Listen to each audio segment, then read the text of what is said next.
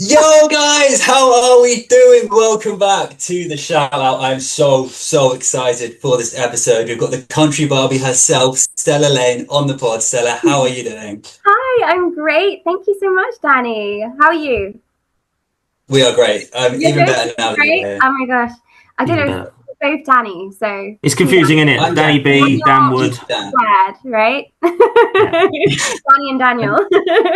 I love it. It's so great being here. So thank you so much for inviting me on your show. Thank you so much. This is We've got so much to talk about. You've got your new EP coming out. You've got some great singles already out that I want to talk about as well. But first, we're going to start you off with some quick fire questions from Dan. Here we go. Let's go for it. I'll reel them off really quickly. First thing that comes to your head. Oh gosh. Okay, there's 10 of them. Favourite artist of all time? Taylor Swift. Nice. What is your current favourite song? My current favorite song is Set Her Off by Emily Ann Roberts. Cool. Nice. What is your dream venue to play? Oh my gosh, the Grand Ole Opry. I would love for that to happen someday. Manifest it. Manifest it. It's going to happen. Manifesting.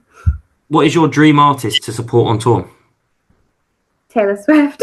Yeah, I guess it makes sense if it's your favourite artist of all time. What was the first instrument you played? Guitar. Cool. Actually, no, recorder. Yeah, see, everyone forgets they played recorder. Yeah, I forget. Yeah, Sorry. we all love the recorder. Difficult one now. If you could create a festival, what 3 artists or bands would headline it? Wow. Okay. So, well, it would have to be like Dolly Parton. Yeah. Be amazing. Maybe Casey Musgraves, and I love Luke Bryan, so it'll have to be Luke Bryan. Country girl, shake it for me. I'm on the dance floor. You can't get me off. Yeah. I think that would sell a lot of tickets at that festival as well. It would. Yeah. Obviously, I'd have Taylor Swift, but like, you know, she's Thursday night, there could be an opening act on a Thursday night. So Yeah. what's your post-gig meal? My post-gig meal would be something like, well, a steak. Wow. I love a steak. Classy post-gig meal. Medium rare. We're lucky if we get like half a bag of chips between each other after a gig. A steak. That's adventurous. Well, I would make sure that I'm happy and I'm eating the right things. I think that's the most important thing. I mean, if not, if I'm really, really tired, I would be just cooking myself something like a pasta dish. Because, I mean, I love pasta. Don't get wrong. He does. Like it. If you could change one thing about the music industry, what would it be? Oh my goodness. If I change one thing about the music industry, I feel like it would have to be like more pink. More More pink. pink. I thought you were going to say more rhinestones or something. More pink. We'll give you two. Yeah. Thank you. It's hard to choose. What's the favourite song of yours that you've released? My favorite song I've ever released, well, at the moment is Country Girl, but with my new EP coming out tomorrow, it might change to a song that I wrote called The Problem. Yeah. Yeah. Cool. Yeah. Most importantly, final one, Aldi or Lidl? Oh, Lidl. It's literally across the street from me, so... You're the first person to say Lidl for Dan. He loves Lidl. Let's go! Oh, I know, like, it's convenient for me. I can walk there. You've become Dan's favourite guest ever. House plants are incredible at Lidl. The protein stuff is great. I agree. Oh my god! Everyone goes straight for Aldi. They're missing out. The bakery is just the sourdough bread. Amazing. I love sourdough bread, and you can't go wrong with it. Yeah. And you can get a free loaf sometimes. So does Aldi give you that? I mean, I love Aldi, but you know, Lidl's. It's so convenient. I mean, I can walk. Can I throw one question on the end of Dan's questions for you? What's your favourite Taylor Swift album? My favourite Taylor Swift album is Debut. It's Debut. It's her first ever album, and the reason I love it is because I feel like it shaped my music a lot. Do you know what I mean? Yeah. So, Definitely. but then I'd say close second. Well, they're kind of like tied. Is Fearless and Speak Now, because those albums are just, I love them so much. The country ones are so close to my heart. Yeah, clearly. No, that's great. Mine is Red. I was hoping Red was going to make Red is so good. Yes. So I mean, it's hard to choose. It is. How can anyone choose? I would go for greatest hits, Taylor Swift. That's my favourite. That's a great. That's a safe bet, right? It's just all of them. Sure, Safe bet. sure. Have you been to the Eras tour? Have you seen her? I went to the Eras tour last year. Yeah. And it was the most amazing experience of my whole life. Everyone pretty much says the exact same thing. Yeah. It was incredible. Everyone was so kind and so lovely and sparkly, and there was lots of cowboy hats, which made me very happy. And she just looked and she sounded phenomenal. She was amazing, honestly. What a queen. I think she might be coming on next week, so we'll pass on those compliments next week to Taylor Swift. Please do. I hope you're wearing your show gown. You can really hear that early Taylor Swift sound in your music, especially in your first song, Sunkissed. What got you into writing music, and what were kind of your early days as a musician? So, I mean, I've always loved music, and I've been performing since the age of 2. So I've always had a buzz with performing. I'd done a lot of like dance shows and musical theatre stuff, and I fell in love with song. I always wanted to songwrite. I always wanted to play an instrument. From probably the earliest age I can remember was about 6. But my songs that I wrote when I was 6 were nothing serious. They were like, I used to get my little mini keyboard and I used to tickle away, and it wasn't even a tune. It was just me playing random notes and singing about rainbows and unicorns. And then I would play it to my nan, and she would just be like, yay, that's really good. I didn't seriously get into it until I was about 10 years old. And I'd been listening to like the Fearless album and by Taylor Swift and the debut album. And she just inspired me like to want to pick up a guitar and just write. And I would have these poems and words in my head and melodies in my head, and I felt like I always had it in me, but I didn't really start taking it seriously until I was around about 10, 11, when I finally picked up a guitar and taught myself.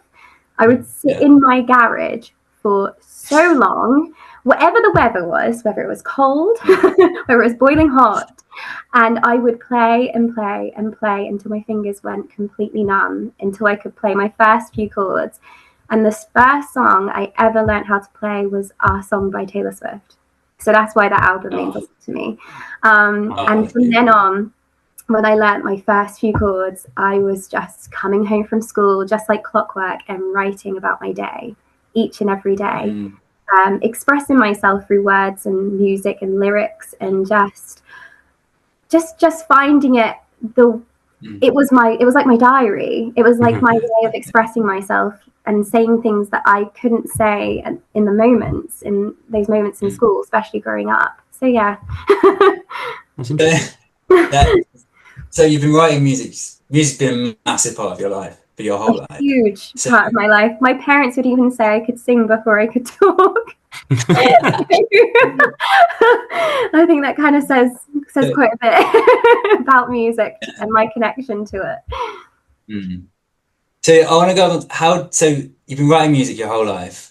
How did Sunkissed come about? Because that's your debut single. Yeah, so Sunkissed came from like that feeling, like summer flings and fallen in love in the summer, and how you would look back on those moments, and every time you would look back, you would get that sort of, even if it was like didn't end very well, the relationship, but that whole summer fling sort of experience would just come to you in this like warm, nostalgic feeling of like the sun on your skin, sun-kissed, and being on the beach in the sand, and all those like romantic, sunny, golden, glowy moments that you could capture into a song, into music. And that whole idea of that song had been with me for a long time, and when I finally wrote it, I was like, that's it, that's how I wanted it. I wanted it to be like a song of the summer, a song that you would hear and it would make you want to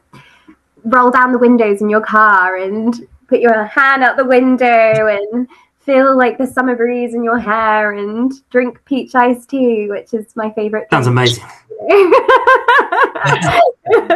Shame we're filming it in October, really, but And now I'm just reminiscing about Sunkissed. It must have been a big moment when you finally released your first song to the world, and I received really good feedback from what I've heard. Yeah, it was surreal. It was a dream come true for one. When I finally decided to release my music and get it, I saved up for years trying to finally be able to release music. And when I'm now I've finally been able to put it out. And that first Sunkissed, when I first put it out, it was emotional. Like I was so this buzz of excitement. It was kind of a magical moment for me, because to finally have my music out there accessible to the world, that they could hear it and listen to it if they like it.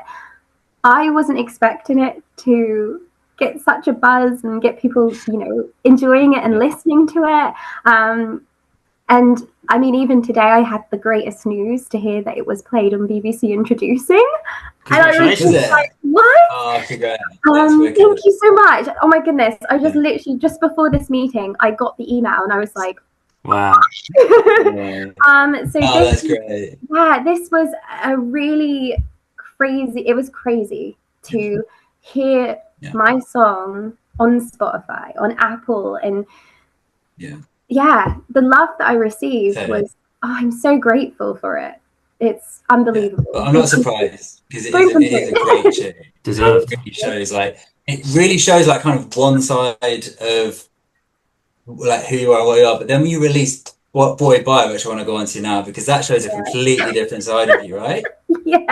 That's my female rage side. That's my my pure rage. That's not the summer months of Peach Iced Tea. That's like November. No. That's the November song. It's a really cool song. I feel like there's a lot more like going on with the guitar parts as well. And how do you go about like, what's your like process of writing a song like that? Do you kind of write all the instruments yourself, and how does it come about? So this song actually came from a pure sort of rage moment. I had finally said goodbye to someone who'd led me on for many years, and I was done with it. I told that boy bye. And I had to write about it. I had to write about that feeling it made me, and kind of use it as a platform or a way of kind of warning other women of this guy, to sort of say like, look, he's a player. He's, he tells every single girl the same thing. It doesn't mean anything.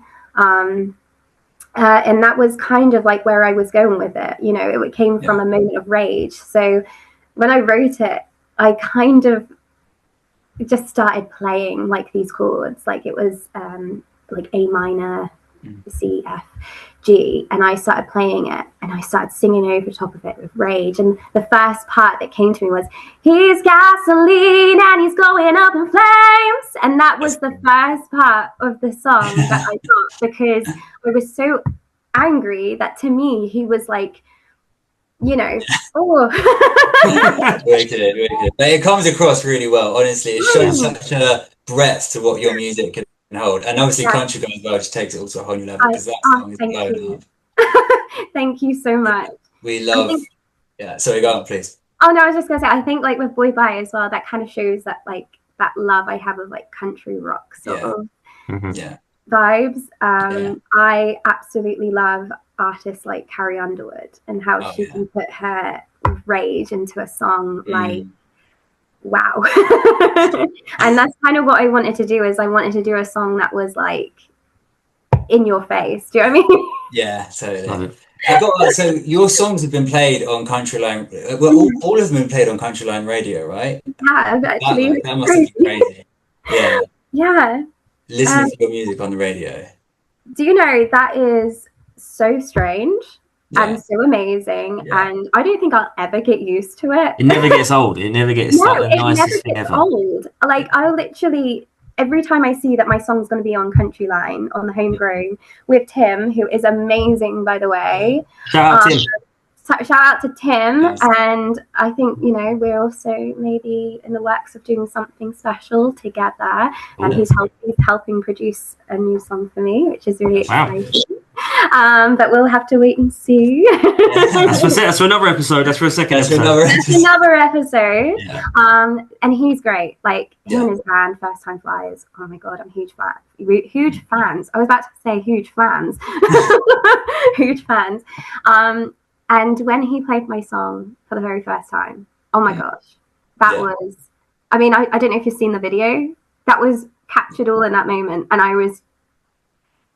I didn't know how to express myself. It was just so strange, like hearing your voice, your song that you wrote on the radio for everyone to hear.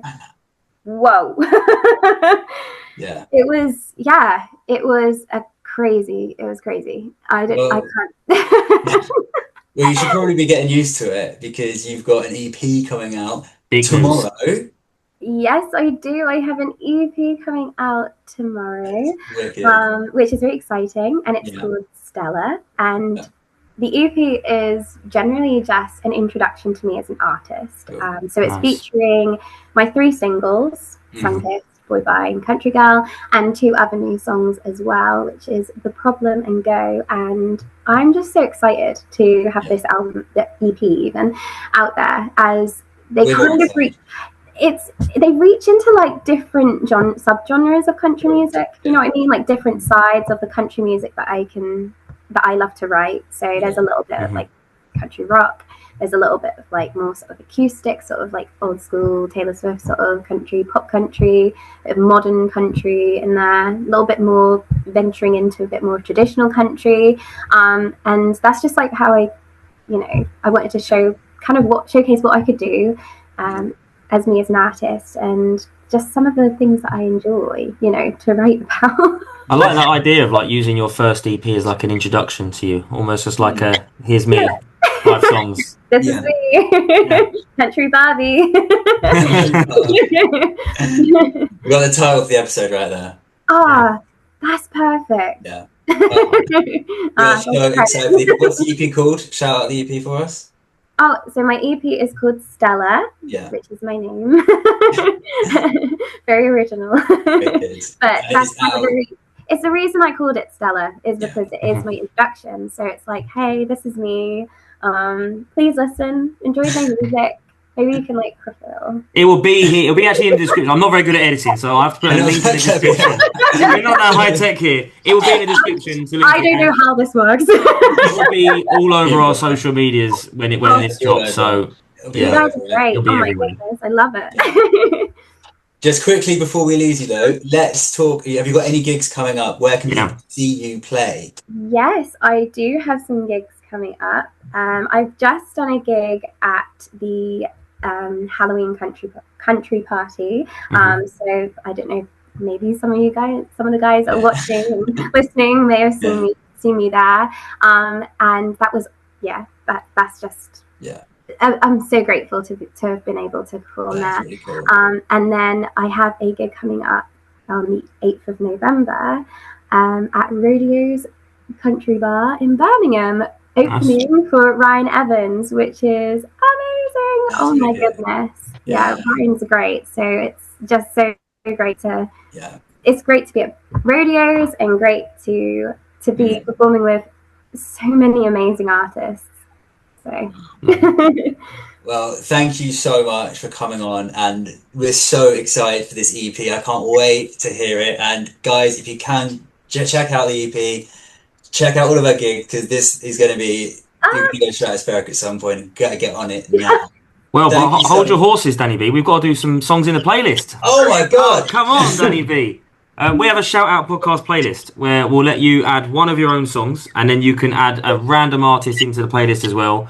Every artist that comes on has put their own songs in there, and then everyone listens to the playlist. So then you're all finding out new music from everyone around, whoever's come on the shout out. So, what is one song that you've got currently released that you'd like to put in the playlist? I would love to put The Problem. The Problem, yeah. because that is a song that is very close to my heart. It's got a really lovely message. My cat is meowing. I'm so sorry. Let's get a guest appearance. She's adding her input. So I think it will have to be the problem, because it's all about sort of how you deal with mean people in life, and how as you grow up, your perspective of mean people change, and you start to realize, well, if someone's wasting their energy and time trying to hate me and trying to put me down, then the problem's them, not me. And it will have to be Country Girl, because Pink and Rhinestones. Yeah. Pink and Rhinestones. It's your theme tune. It's my theme song. Yeah, it really is. Like, give me some Pink and Rhinestones. And then, did you say from another artist? Yeah, choose a song from another artist. It could be anyone. It could be a massive artist, or it could be a small artist that you've met on the scene. Well, I think I will have to. Can I do two? Yeah, go for it. Yeah, we'll be generous. Okay. So I think I'll have to say "Boo-Hoo" by Maggie Murray.